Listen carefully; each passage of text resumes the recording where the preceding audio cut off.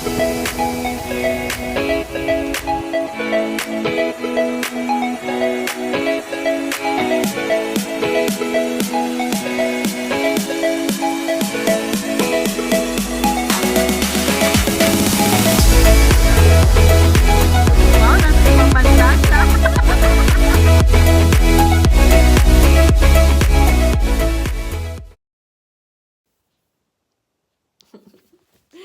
guys, welcome to my YouTube channel. Ako nga pala si Rachel. And ako ay isang nurse from Philippines all the way here sa Germany.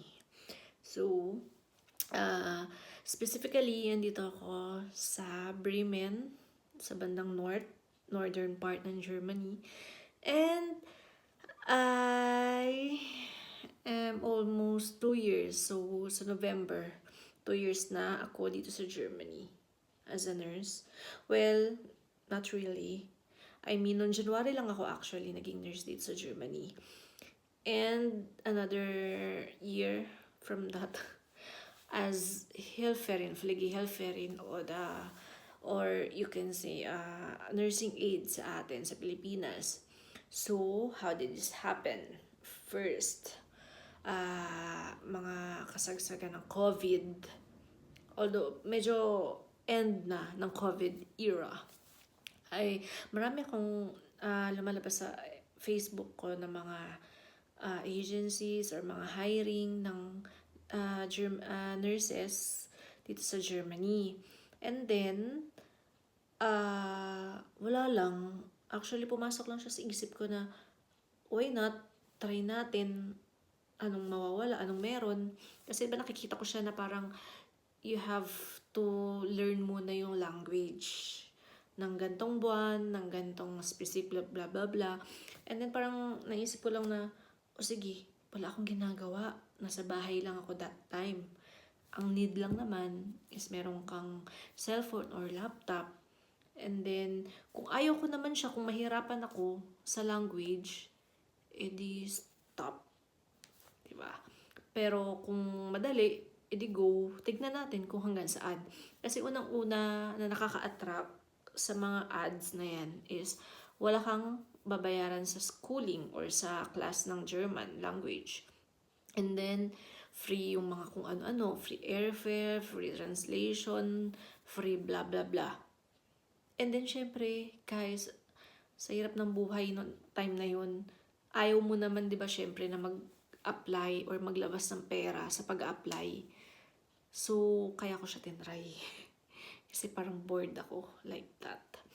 So, ayun na nga. And then first, yan, naghanap muna ako ng agency na tingin kong okay. So, apply ako, may ilan, siguro mga 2 or 3 yung nag-inquire ako. Pero yung isa kasi doon, yun yung mabilis nag-reply, talagang accommodating, okay siya sa feeling ko. Kaya doon ako nag-apply. And then, nagpa-sked na ako ng start ng German class. Kasi, yung agency na yun, meron silang parang partner school dito sa Pilipinas. And then, yung school na yun, meron din silang parang equivalent na agency or school dito sa Germany. Basta parang ganun siya. For being connect-ang ganyan. So, pero yung school na yun, na kapartner ng agency na in-applyan ko, is German naman yung, teacher. Kasi parang sila lang yung medium dito sa Philippines. Parang like that, no? And then, so August, nag-start ako ng A1 class. So, sa German language, meron siyang mga steps, ano man tawag dito, na from A1 to A1, A2, that's the basic language ng German. Pagdating ng B1, B2, yan yung intermediate. And if you like na mag-nurse dito sa Germany, B2 ang kailangan nyo na language, German language. So parang kumbaga sa IELTS, equivalent din siya ng mga yung points na 7, ganyan.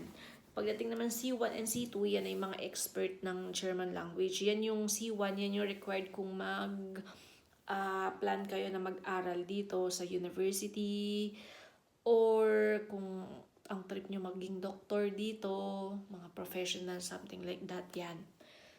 C1 yan siya. So, nag-start kami A1 sa amin kasi depende sa school kung anong oras or ilang araw kayo mag-aaral. So, sa akin, sa experience ko, wait lang, Monday to Friday ata kami nun. Ang bilis nun, nakalimutan ko na. Monday to Friday ata kami, tapos 6 hours kami. So, parang from 1 to 6 p.m. Kasi yan ang morning dito sa Germany. So, 6 hours, 5 days a week. Pero, ang per level namin ng German language is 1 month lang ang haba niya. Kasi siguro mahaba masyado yung class namin. Kasi, if I'm not mistaken, sa ibang parang school, German school language, no? 4 hours lang siya. Tapos, parang how many days a week lang siya. Meron pa nga yung every weekend lang. Tapos 4 hours. So, iba-iba siya. Ganyan. Pero noong time na yun, kasi medyo bago pa lang din yung sa agency namin na yun, tsaka yung school na partner niya. So, 6 hours sa amin, Monday to Friday. Tapos, wala kaming pasok kapag holiday din dito sa Germany. So, kahit hindi holiday sa Philippines, basta holiday in Germany, wala kaming class. So, after a month, pag natapos namin yung level ng, for example, A1, yung teacher namin, siya ang magpapa-exam sa amin. So, via Zoom. Huso ang Zoom nun. Wala kaming certificate. Basta mag-a-announce lang ang teacher namin kung sino-sino mga pasado, ganyan. And then, going to the next level ka na. A2 naman. So, 1 month siya ulit. Teacher ulit namin magpapa-exam. Pasado ganto, B1 na. Pagdating kasi ng B1, actually nga pala guys, ang German language, meron din siyang parang IELTS na academic in general. So, dalawa din siya. So, pag nursing, para sa mga nurses, doon tayo sa parang academic ng German language, no?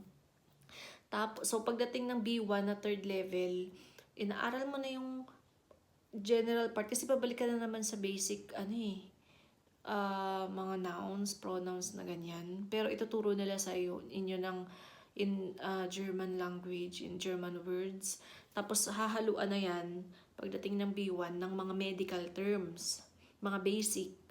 Kasi ang book na aaralin nyo dyan is about lang naman sa parang nagki-caregiver ka. Hindi siya talaga specific na yung anatomy.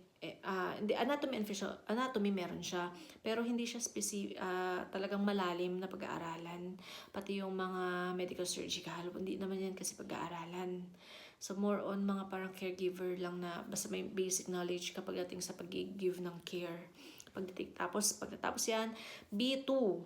Pagdating sa B2, medyo mahaba, parang 1.5 months yan. Kasi yan na yung in preparation na talaga siya sa totoong exam. Yung dun sa exam namin, parang nag-exam kami ng end ng January. Doon na kami talaga sa testing center, which is sa TELC sa may Pasig. So, ang kagandahan lang kapag mag-German exam ka na ganyan is like sa inyong klase, sabay-sabay kasi kayo, sabay-sabay kami. So, kunyari, parang 12 kami or 14, ganyan. So, partner-partner kayo. Makakapili ka kung sino sa mga classmates mo yung partner mo dun sa exam. So, dalawa kayo na mag-exam. Merong tig-isa kayo na magsasalita, mga ganyan-ganyan. And then, meron din na sabay kayo, mag-uusap kayo para matest yung German knowledge ninyo. Which is actually nakakapraning. Lalo na kung wala ka talagang, mahirap kasi siya. Madali siya kung madali, pero mahirap din kasi siya kung mahirap. Mahirap magkabisado. Yun ang problema pagdating sa German language. Kung matyaga kayo magkakabisado, madali sa inyo yan. Maipapasa nyo yan. Pero kung medyo alangan kayo pagdating sa pagkakabisado, medyo magiging matagal kasi ang ano niyan sa utak nyo, ang pag-i-stay ng mga words kasi medyo complicated yung mga words nila. May mga nouns sila na pinagdidikit-dikit kaya humahaba yung word, mga ganyan. So, back to our exam. So, umaga yon sa may Pasig. And then, hindi nyo kasi agad malalaman yung result nun. Bale, i-forward yung certificate nyo kung pasado o hindi dun sa agency nyo. So, yung agency namin, yung representative nila na contact namin lagi, yun, parang tumawag siya ng 1 week or magto 2 weeks. Itatawag siya individually sa amin para sabihin na nakapasa kami. Nakapasa ka sa B2, ganyan-ganyan. So, after nun, dun na ipaprocess naman yung sa recognition dito sa Germany. Magpapadala na ngayon ng agency nyo. So, pagdating kasi ng B1, pag nasa B1 class na kayo, nakaabot na kayo dyan, mangungulit na yan mga agency nyo na ikumpletuhin nyo na for translation yung mga papers nyo, yung mga diploma and everything lahat. Kasi at the end nga ng B2 na nakapasa kayo, ipapadala kasi nila yung original, I think, sa Germany. Para may-process yung recognition nyo. And usually yan, partial recognize lang tayo na mga nurses from the Philippines. Yun. So, pagdating dito, sa Germany, kailangan nyo na naman siya na mag-exam para ma-recognize kayo as nurses. Kung hindi, kahit gaano kayo katagal dyan nagtrabaho sa Pilipinas. Pagdating dito sa Germany, ang unang dating nyo is Pflegehilfe rin lang kayo, mga nursing aid, ganyan tayo pag dumating. So, ayun na nga, siguro ang gaano katagal ako nag-antay para dito sa recognition na to, mga 3 to 4 months. Tapos, after nyan, tsaka na ipaprocess yun sa visa nyo and sa medical. So, all in all, 1 year lahat from German class ko hanggang sa nakaalis ako, 1 year siya. In fairness, mabilis. Kasi, pero mas may mabilis pa doon actually. Ang advice ko, kung gusto nyo mapabilis talaga, is maaga kayo magpasa ng mga papers nyo. Kasi yung akin, pinasa ko lang din yung mga papers ko nung nasa B1 level na ako. Kasi ayoko naman masyadong maaga na ibigay yung mga papers ko. Tapos biglang bawiin ko pala, ayoko na, 'di ba? Parang ganun. Kasi may mga kakilala rin ako na nung hindi nila naipasa yung B2, nag-give up, ang mga papers nila syempre nasa agency. So, ang kapalit para makuha mo, babayaran mo yung ginastos ng agency para dun sa German class. Which is, guys, per level ng German class is like 21,000 pesos. So, kung nag-back out kayo around B1 times 3 nyo, so, nasa mga 60,000 yung babayaran nyo. Kasi ginastosan nila kayo for the class. Ganyan yan siya. So, yung iba sa mga kakilala ko, 100,000 kasi umabot ng B2. I don't know bakit ganun kalaki, or 80,000, ganyan. So, sayang din, di ba? So, ituloy nyo na lang kung total naman, unlimited naman yung exam, magastos nga lang. Pero usually yan, ang offer ngayon ng mga agencies is free yung first 2 exams nyo. And try nyo na lang na ipasa agad para hindi na kayo kailangan maglabas ng pera, di ba? Tapos, nung time ko din, hindi free yung translation pala. Parang naalala ko, nagbayad ako ng mga 18,000. Pero nung succeeding na, biglang nilibre na nila. So, sayang, di ba? Pero anyways, yun lang naman yung ginastos ko nun. And then, pagdating nyo din sa Germany, syempre, iba-ibang state kasi iba-iba rin yung parang rules nila and law about sa mga ganyang mga recognition, no? Pati sa pag-aaral. So, sa akin, November kami dumating, around March, around January pala, parang nag-orientation na kami sa school. Kasi dito sa Bremen, guys, it's required na talagang sa school ka mag-aaral for the oral exam, and sa mismong Krankenhaus or hospital ka talaga magpa-practical exam. So, ang nagdawert naman siya ng kumbaga 8 months. So, 6 months sa classroom, 2 months sa hospital. So, nag-start ako kasi sa classroom ng around March. And then, hanggang August ata. Parang ganon. And then, after kasi nung oral exam ko, meron akong mga 3 weeks na vacation. So, kinuha ko muna yon. At saka ako tuloy sa hospital para mag-practical exam. So, dito sa amin, sa Bremen, sa classroom, or sa class, ang pag-aaralan nyo lang is, parang pala kami niyan, Monday, Wednesday, Friday lang ang class. So, sa ibang araw, nagtatrabaho ka pa rin dun sa employer mo. So, ang pag-aaralan dyan is, may tatlong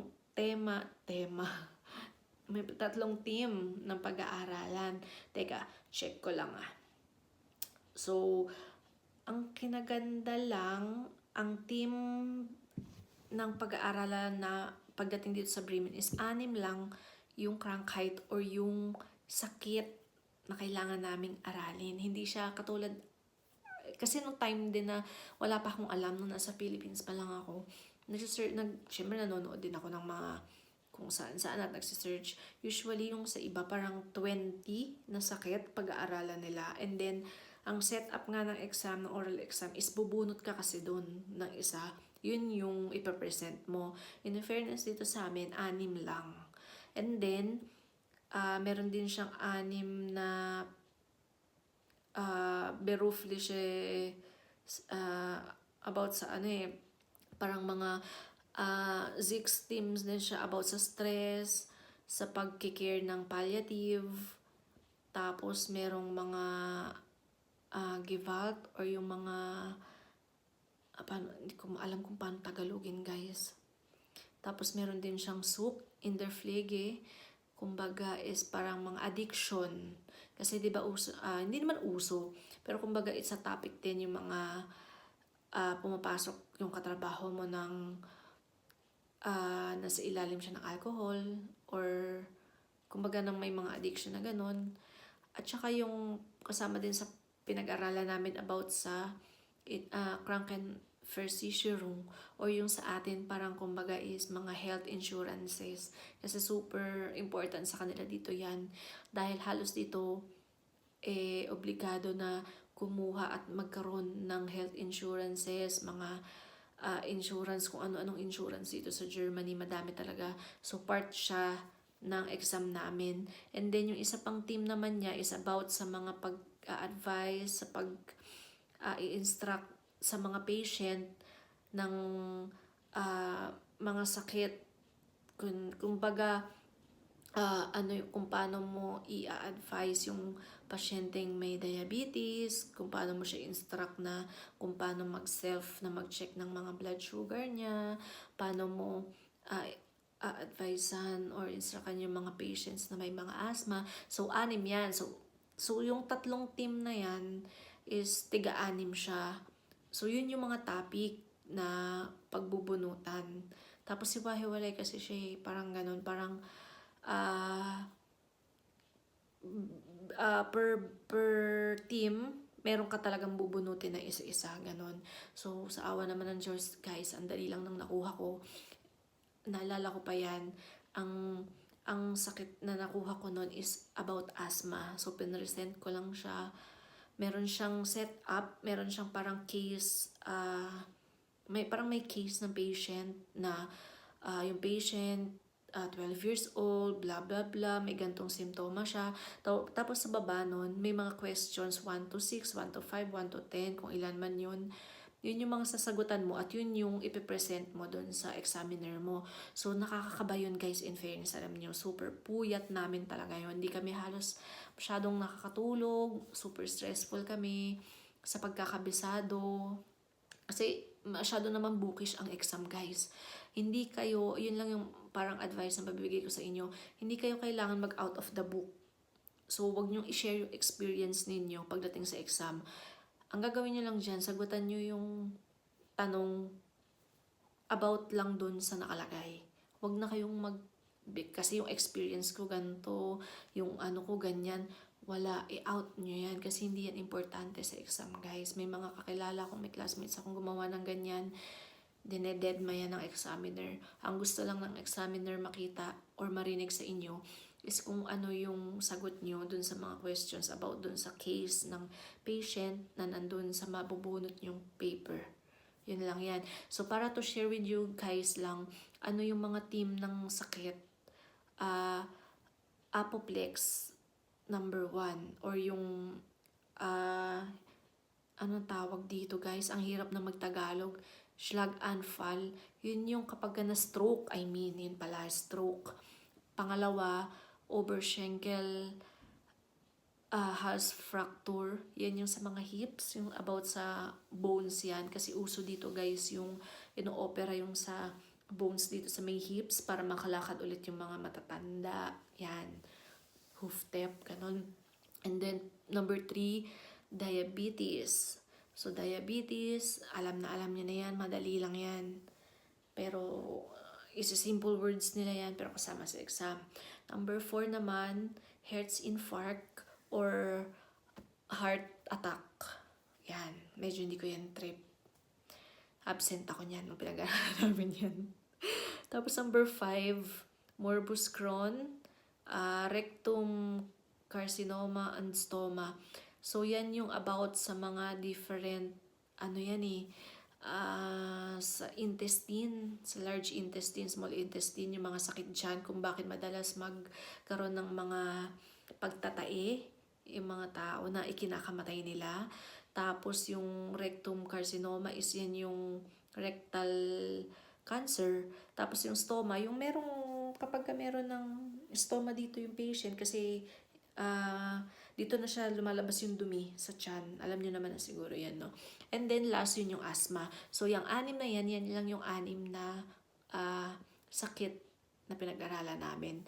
Plus, yung sa iba na, medyo about nga sa insurance, about sa stress, yan, blah, blah, blah, palliative care. Yan yung mga topic. And then, pag napasan nyo na yan, ayun nga, nakakaba pala yan, guys, para share ko sa inyo, no? Pagpasok sa room, 3 examiner, 3 teacher namin ang nandyan sa harap. Tapos nasa gitna ka sa table. Lahat sila sa'yo nakatutok. Pero, guys, ano lang yan ng 15 minutes. 15 minutes niya, tama ba? 15 minutes niya ata yan ipipresent. Tapos, makikita nyo naman sa mukha ng examiner nyo kung happy siya sa sagot nyo or hindi. Basta ang importante lang naiintindihan niya talaga at nagkakaintindihan kayo. That time, mahirap for us, for me, because of the language barrier. Mahirap magkabisado Lalo na ng mga medical terms, mahirap yan. Lalo na nag-uumpisa pa lang tayo dito. And then, after yan, at the end of the day, i-announce naman yan agad ng teacher nyo kung sino yung mga pasado. So, awa ng Diyos, nakapasa ako 1 take lang. And then, after nyan, bibigyan na kayo ng schedule for the hospital naman. Sa hospital, God sayang, napunta ako sa gynecology or gynecology na station. Super madali lang. So, siya, parang normal duty. Tapos, alamin mo lang kung paano yung routine. Parang nasa Pilipinas ka lang din, kung paano ka nag-duty, ganun lang din siya. Ang important lang is malaman mo, kasi kasama talaga sa amin sa importante dito na meron kang, pagdating ng exam day mo, practical exam mo, meron ka dapat procedure na gagawin. So dito, kasama talaga ang pagwawash ng patient, yung magfi-fleeky ka talaga. So sa umaga, winawash kasi dito ang patient, head to toe, kasama yan yung mga intimate area, assist mo magbihis, yan. Pag-aaralan nyo rin yan, guys, dun sa 6 months nyo sa school, kung paano yan. Kung ilang mga materials yung kailangan nyong i-prepare, kung paano kayo magwawash. Sinasama yan dito kasi talagang dito everywhere, mapa-home care, mapa-hospital, nagwawash ng patient. So kasama yan. Gine-gradean din dyan yung about sa hygiene. Syempre, yung pagpasok niya ng room, magka-hygiene kayo and blah blah blah. Paano kayo makikipag-communicate. Kaya, in fairness, nung nag-classroom ako, dun naman na-develop naman yung pag-understand ko at saka pagsasalita ko ng German. Kasi talaga nung una, mahirap talaga. Kasi pagdating nyo dito, yung mga pinag-aralan nyo sa Pilipinas sa school ng German language, hindi nyo ganun ma-apply. Dahil iba na sila magsalita dito, yung mabilis sila na hindi nyo talaga maintindihan. Pati yung pag-pronounce nila, super iba dun sa mapapag-aralan nyo. As in guys, mahirap, no? Tapos, syempre, medyo delikado kung di nyo naintindihan yung patient, yung doctor. So, important yun na talagang may develop nyo yung language nyo pagdating na dito. Lalo na sa pag nag-hospital na kayo. And then, another one dyan sa practical exam, yun nga yung sinasabi kong at least may kailangan kayong gawin. Kasama din dyan yung pag-wound care. Dito kasi ginagawa ng mga nurses yan. So, yung mga post-op, yung mga wound nila, i-care nyo yan. So, kasama yan sa practical exam. Or kung may mga excess pa kayo na dapat gawin, like sa akin, pagtatanggal ng Foley catheter, at saka pagtatanggal ng tamponade. Kasi parang kumbaga ang procedure niya is DNC, may pagkaganon. Tapos, meron din kasi sa gynecology yung pag na-operahan sa breast, mga breast CA.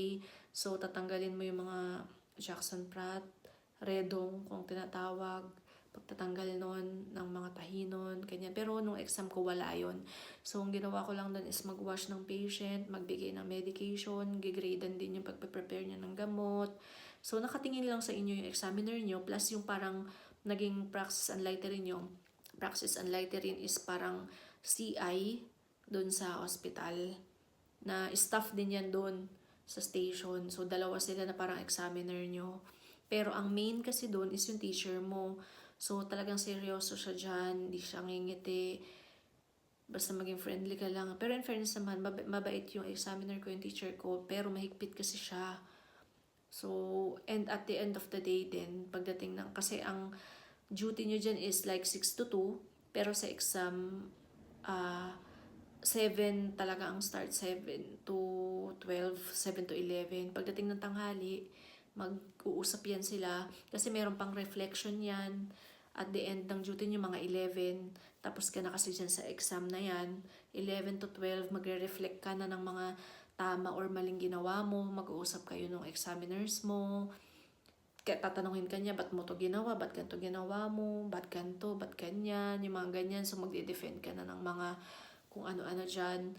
And kung makita naman niya sa'yo na confident ka sa ginawa mo, sa sinagot mo, kung na yan, okay, wala kang dapat i-problema dyan.